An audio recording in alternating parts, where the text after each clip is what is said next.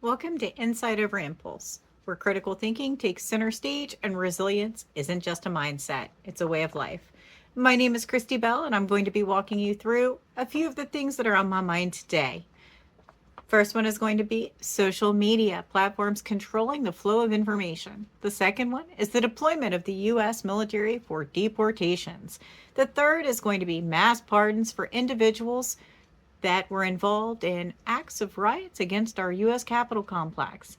Now, I'm not going to be coming on here and telling you what to think. I'm just going to be giving you some overviews and a little bit of information, and we're going to be talking about it, okay? I feel like we have a commitment in America to seeing beyond just immediate gratification, things that are just noise in our ears and 30-second clips. So let's talk about a few things and see where we can go from here, okay? First thing we're going to start with is social media, okay? Now, we're all familiar with the two big social media platforms. Remember, there was a time when the big T, it's now X today, was a place where everybody just got little blurbs from companies and political figures and just kind of got to know what was going on in the world in little tiny increments. And Facebook was where we posted all of our information about our pets and our food. Everybody remembers those days, except maybe the younger generation. Okay, and they're kind of TikToks. I'm not really sure that they're really into the whole Facebook thing anyway. However, what I will say is this. 50% of Americans today actually do get their news from Meta, which is Facebook, Instagram, those platforms, or X. So it's actually a very valuable thing to talk about because that's where people are getting their news. Okay, so we're going to talk about that, right? I think that it's important that we talk about last week. Last week, Meta actually began automatically subscribing individuals to political pages, okay, two political accounts. The president and the vice president. Now, I, like most people, have never subscribed to any political page. I've never liked any political page on Facebook, ever. Never been senators or politicians of any kind. It's just not been my thing. Facebook has literally been for friends, family, acquaintances, people that I've actually met and known in life. And believe it or not, I really did not want politicians to pop up in my newsfeed. Wasn't my thing, okay? So I noticed a few days ago that there were posts. I was seeing posts on my personal page, which I don't go there much anyway, but I was there. And I was surprised because I was like, that's weird. So I went and I blocked that account because I'm not an idiot. So of course, I went and simply clicked on it and blocked it. And then I started seeing, I saw the president first, and then I saw the vice president. I blocked that one as well. Okay. Because I will block any politician that comes up on my page, okay, as a friend, as though I actually friended a person that I did not. I mean, that's going a little far for me. So when asked about why would Meta do something like that, they said it was part of a transition process. Now, the key here is I had never subscribed to any president anything. So what kind of transition could that possibly be? Now, we are all aware that, and keep in mind, full disclosure, you might be able to see it behind me, you may not. I did work for the federal government at a point in my life, and even then, I did not subscribe to any political anything, okay? So I absolutely was not transitioned from one president to another president or anything like that. Okay, so let's start there. Secondly, they said it was part of a transition process. Let's keep in mind that over the past few weeks, leaders of these particular platforms have decided to buy influence. and it is purchasing influence of a certain kind with politicians, okay? And that purchase of influence has been accepted. Now, we can assume that when you give that kind of influence, things will happen. I think this is part of that, but we'll see. They also replaced their fact checking, which I bluntly honest, fact checking only goes to the people that are checking the facts. It can be slanted too. We can't ever truly know. We have to fact check everything ourselves, people. That is what we must do as human beings. Fact check yourself. Don't expect someone else to do it. But they did. They got rid of that and they went to this whole community notes thing. It kind of, people took it as a win for freedom of speech, but it's kind of the same thing that X does. It doesn't really do anything. It just led to misinformation just going everywhere. I mean, poor Zuckerberg was all over there, all over the Facebook doing all kinds of crazy stuff. It was hilarious, but it just proves that you need to fact check things yourself, people. It's what you need to do. Don't be posting stuff that you don't actually know is true or not. Actually be smart about it, okay? The other thing that I'd like to talk about this is how quickly older Americans, it's not your fault, and younger Americans are using the disinformation that is spreading because it is so, I mean, it's a firebrand. It truly is. It spreads like a wildfire. It is so incendiary that it hypes them up. It hits all the right notes. There's a reason for that, people. It's an algorithm. There are actually companies out there that make money researching what will piss you off. It's their job. Okay? It's literally their job to find out what keywords, what images, everything that will get you to engage with a post. That's their entire job. It's a metric-driven system. Okay? They know what you drive, how many people live in your home. I know, I was an analyst. We got all of that information. And they are too. So when they're posting things, be it an image that you're like, oh my God, well, they want you to click on that. They want you to get engaged. They are feeding that. Okay. So let's take a step back and remember the days when we were posting pictures of food and our pets. And can we just get back to that? I mean, that would be a wonderful way to change the narrative and take our power back. If we take our power back, then we will find that we are actually a happier nation. Okay? So misinformation spreads 6 times faster because everybody gets like so bent out of shape and just starts throwing it out there to everybody else. So let's take a moment and truly reshape our life and do some insights over impulse a little bit here and just stop and absolutely post some pictures of your pets. Post some pictures or the food that you cooked. Bake some bread. But the other stuff, stop clicking on it. Stop getting enraged about it. I do it too. I've done it too. I'm stopping. It's over. I'm not doing it. Nope. Every time I do it, I'm literally helping the algorithm. I'm helping it. I'm done. We all need to be done. Stop giving them our power. Both sides. They're literally paying for us. Okay. That's what's happening. So let's just stop. We used to like each other. We used to all get along.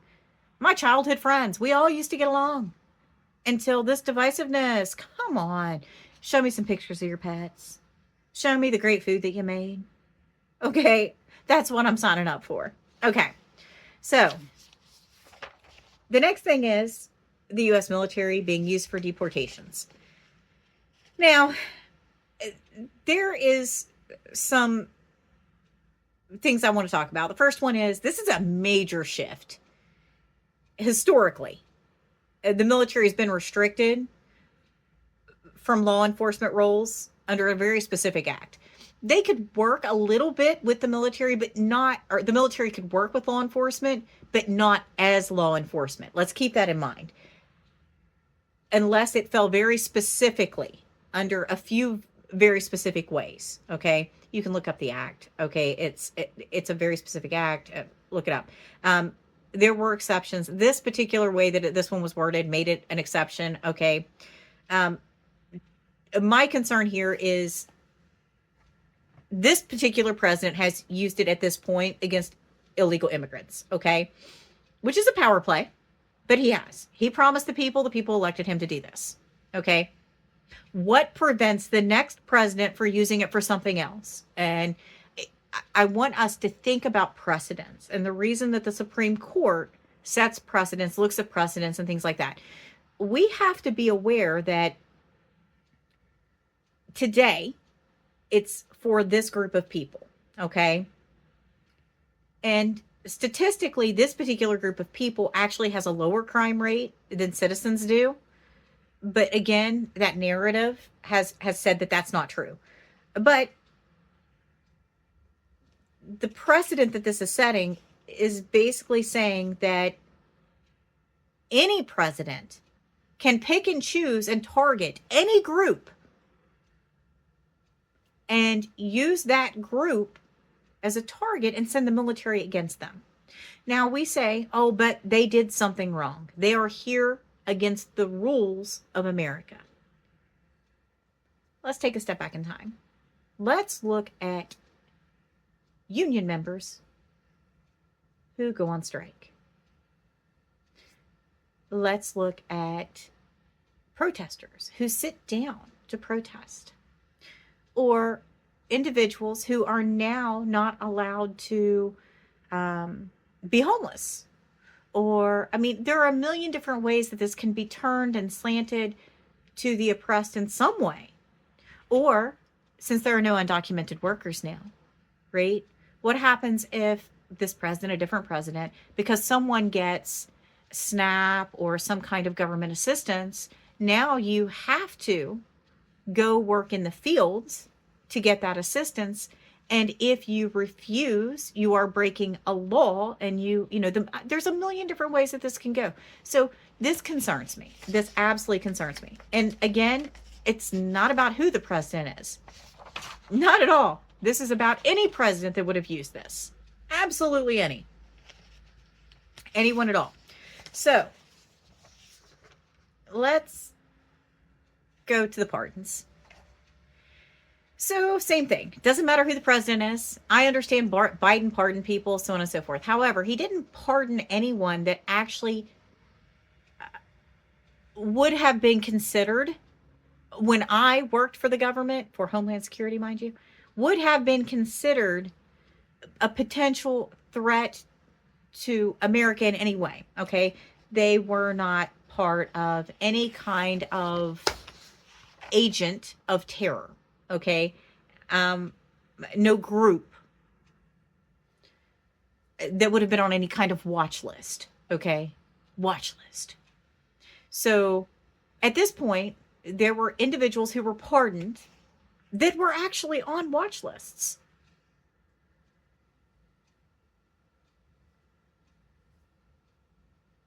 That belong to groups that have actually said that they were going to do terrible things in the name of whatever their belief system or values are. Now, that worries me. That absolutely worries me, because again, history, that selective justice thing, right? The next president or the next president after that, or even these people today, what prevents people from making promises to the next group of people that are running for president that say, we will do these bad things for you as long as you pardon us?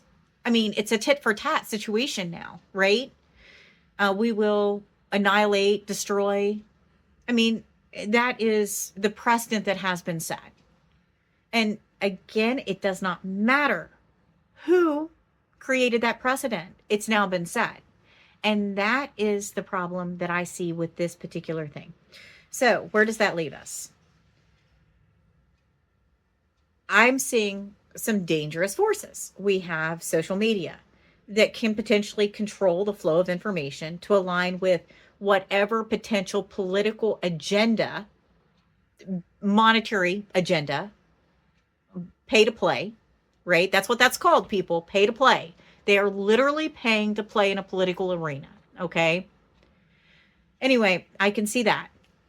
The second is the military being used for domestic enforcement. Again, the precedent that that sets and how that can be used in the future should actually worry all of us as a nation, because it could be someone we love or care about, or something that matters to us.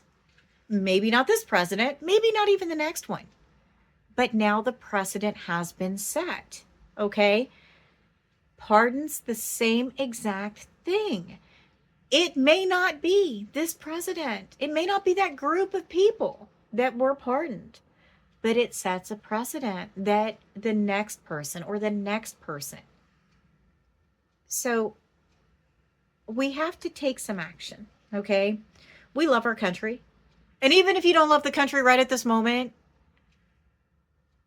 we have to truly believe that it doesn't have to be this way. We can still post pictures of pets on Facebook, okay? I mean, it's kind of important, food and pets, right?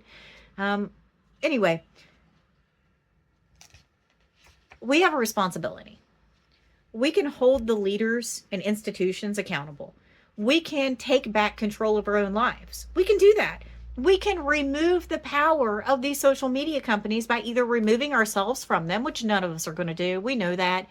But we can actually choose how we involve ourselves with these platforms. We can go back to posting pictures of flowers and our art and our puppies and our food and our wonderful moments in time with family and friends. And every single time we see something about all of the incendiary things, block it. Get rid of it. Don't pay attention to it. The more we do that, the more our algorithm will stop showing it to us. Okay? It will remove it from our time. We won't even show it to us. Okay? So we have to start doing that. Take it back. I want to see the puppies and the kitties and the horses. Okay.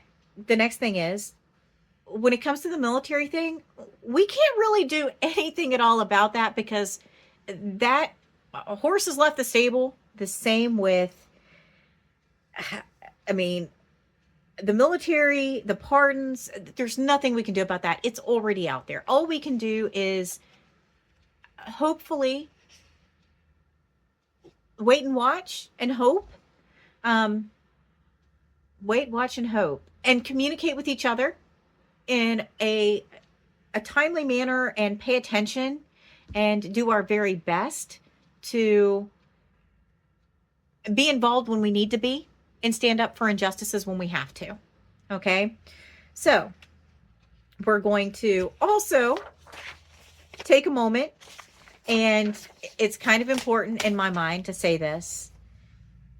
I think that when we accept choices today, when we actually accept those things, we shape the freedoms of tomorrow.